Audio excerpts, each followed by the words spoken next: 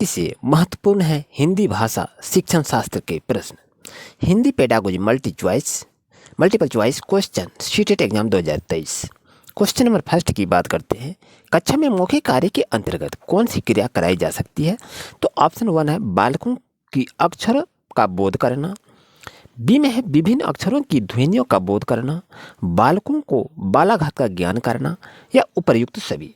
ये 4 ऑप्शन को देख रहे हैं और 4 ऑप्शन पर सही ऑप्शन को चुनना है। तो यहाँ पर बात अगर करते हैं तो बालकों को अक्षर का बोध कराना तो आवश्यक है, विभिन्न अक्षरों की ध्वनियों का भी बोध कराना आवश्यक है, और बालकों की बालाघात का भी ज्ञान कराना आवश्यक है। तो उपर्युक्त सभी ऑप्शन जो है आपका सही रहेगा। नेक्स्ट क्वेश्चन की अगर बात करते हैं कि थॉर्नडाइक ने सीखने के कितने नियमों का प्रतिपादन किया था? तो 2, 3 नियम का, 4 का, या 5 का। तो आंसर आप बता सकते हैं, करेक्ट आंसर क्या होगा? तो थॉर्नडाइक ने सीखने के लिए 2 नियम का पालन किया था, 2 नियम को प्रतिपादन किया था। उम्मीद है आपको अच्छी तरह समझ में आ गया होगा। चलते हैं क्वेश्चन नंबर नेक्स्ट पर। नेक्स्ट क्वेश्चन को देखने आपके पास क्वेश्चन क्या कह रहा है कि अनुभव एवं प्रशिक्षण द्वारा व्यवहार में परिवर्तन को सीखना कहते हैं। यह कथन किसका है? गेट्स एवं अन्य का है, या हेगाडी का है, या वैलेंटाइन का है, या इनमें से कोई नहीं? तो बता सकते हैं इसका करेक्ट आंसर क्या होगा? करेक्ट आंसर होगा आपका ऑप्शन नंबर ए, गेट्स एवं अन्य का कथन है। नेक्स्ट क्वेश्चन की बात करते हैं। भाषा किसका साधन है? वाचन का, भावाभिव्यक्ति का, या लेखन का, या इनमें से कोई नहीं? तो ये तो आप जान रहे हैं कि इसका करेक्ट आंसर क्या होगा। तो भाषा का समाधान जो होता है, भाषा का साधन जो होता है, वो भाव अभिव्यक्ति का होता है। तो ऑप्शन नंबर बी आपका सही रहेगा। ऑप्शन नंबर ए गलत, ऑप्शन नंबर सी गलत, और इनमें से कोई नहीं, ये नहीं होगा। तो करेक्ट आंसर होगा option number B. Next question को देख रहे हैं। वह मूल ध्वनि जिसकी खंडन ना किया जा सके वह क्या होता है? शब्द, वर्ण, पठन, या पाठन। तो देखिए इसमें कह रहा है क्या कि जिसका वह मूल ध्वनि जिसका खंडन ना किया जा सके तो वो क्या होता है? वर्ण। तो वर्ण वह मूल ध्वनि है जिसका खंड या टुकड़ा न किया जा सके, उसे वर्ण कहते हैं। तो ये करेक्ट आंसर होगा ऑप्शन नंबर बी आपका सही रहेगा। नेक्स्ट क्वेश्चन की अगर बात करते हैं कि भाषा शिक्षण का सामान्य उद्देश्य क्या है? दूसरों की बात सुनकर समझ सके, पढ़कर अर्थ ग्रहण कर सके, या बोलकर अपनी बात कह सके, या उपर्युक्त सभी।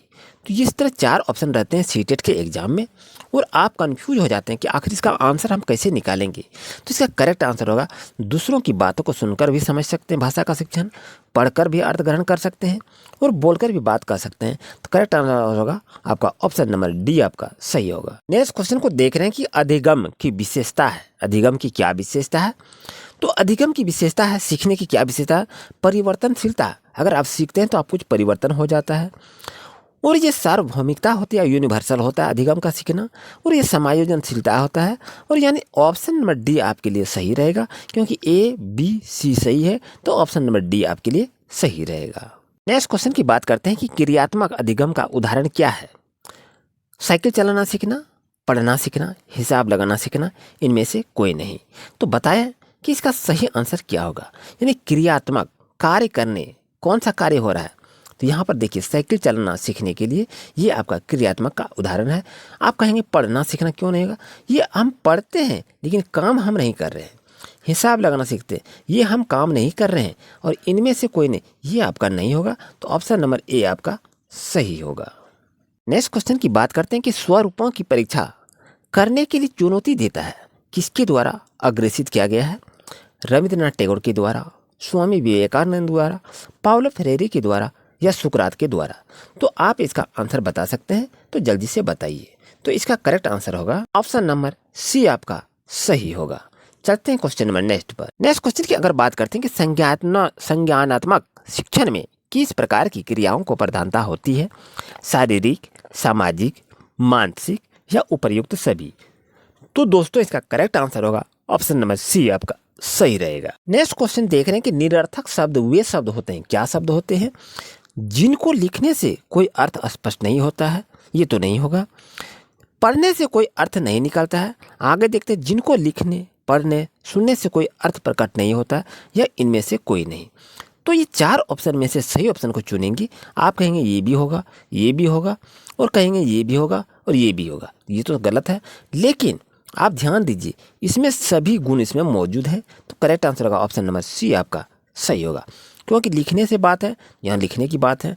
पढ़ने से कोई अर्थ नहीं निकलता, ये तो होगा ही नहीं। और यह शून्य अर्थ प्रकट नहीं करता है। करेक्ट आंसर होगा ऑप्शन नंबर सी आपका सही रहेगा। नेक्स्ट क्वेश्चन की बात करते हैं कि निम्नलिखित में से कौन भाषा शिक्षण के सिद्धांत में नहीं आता है।